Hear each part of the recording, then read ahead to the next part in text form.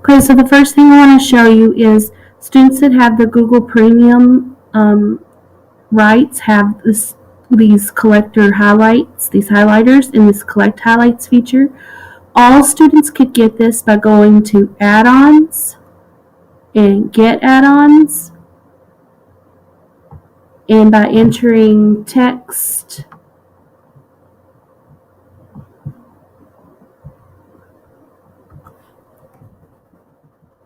help highlighting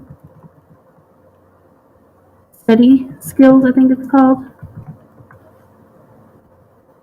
Text help study skills, the easier way to put in there. So when I click on that,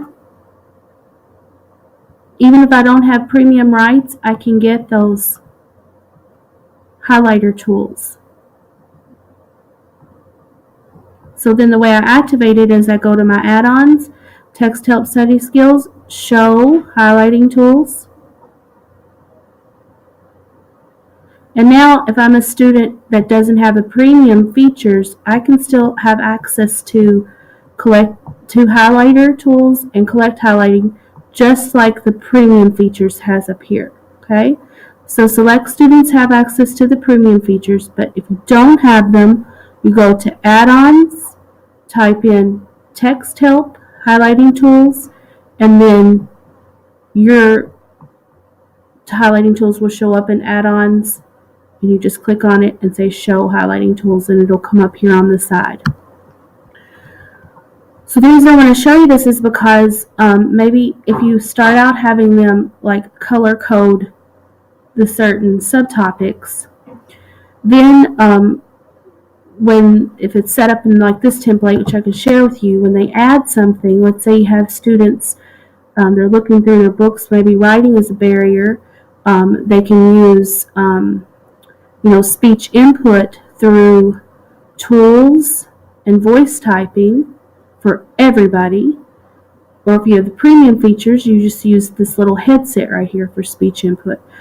But let's say I'm just a general student that doesn't have premium features. I would go to voice typing and I click on it to speak. Penguins eat fish. Stop. So it typed the word pink because it tried to pick up.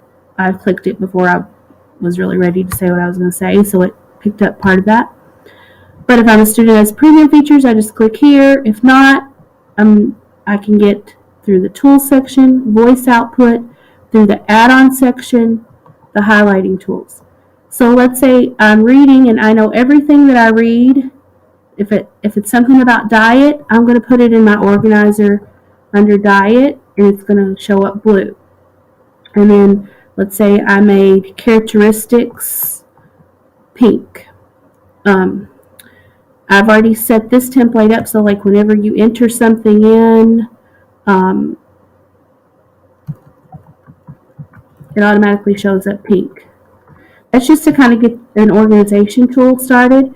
Now, here's why I wanted to show you this tool though. So let's say you're moving into your online articles and your students are, on your Google site and they go to penguins. And here's some penguin text. So I'm just going to click on one of them. Let's say I want to read about king penguins. This one already reads it to you, so that's good. You don't even have to use your Google Read and Write features for that. Well, let's say that a characteristic, remember, was pink that I found. So I'm going to highlight penguins are birds that swim. And I'm going to pull down my Google Read and Write. If I have those features, then I can click on pink and I can make sure that that's pink. And let's say another characteristic I see is that they have orange feathers on their chest and ears. So I'm going to highlight that that's pink.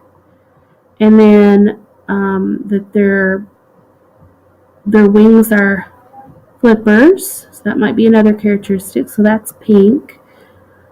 And then if I click over here on food, I see that they eat fish and other small animals. So that was my blue characteristic, because that was diet. So I'm going to click on that. And then I can collect my highlights. I want to collect blue and I want to collect pink. I just went to this little circle thing again, collect highlights, and I said, okay. Then what it does is it opens up a new Google Doc, and it's going to collect the information I found on that website, and it's color-coded, so that blue is diet, pink is characteristics. Here's my source already documented. And then the other thing I wanted to show you is that you have certain sites that are on there already. This would work for most any website that they found information. And so as they're reading on the web, they could start reading by category and associate with the color, and it'll help with their organizing, especially some students who need that. Now I noticed the Pebble Go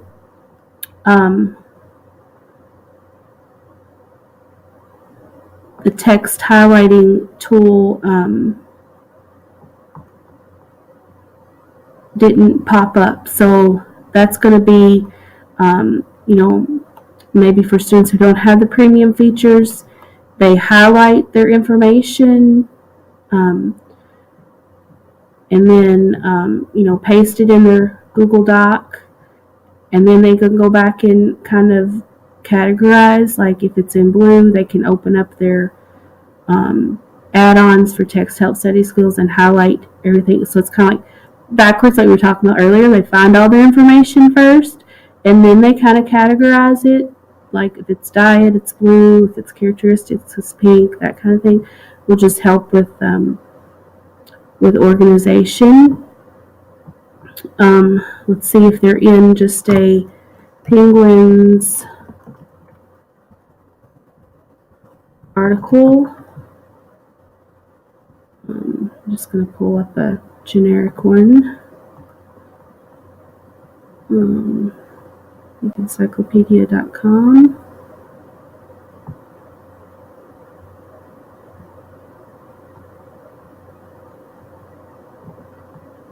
If I have the premium version, again, this is where I can, open it up.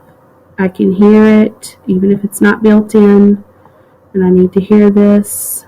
This is not a good article for age appropriate, but Penguin, originally a common name for the now extinct gray dog of the Atlantic and now used since the 19th century. So, I can have it read to me. This will stop it. Then when I come across information, again, they swim entirely by means of their flipper-like wings. Oh, I remember that pink is a characteristic. So pink, I highlight it.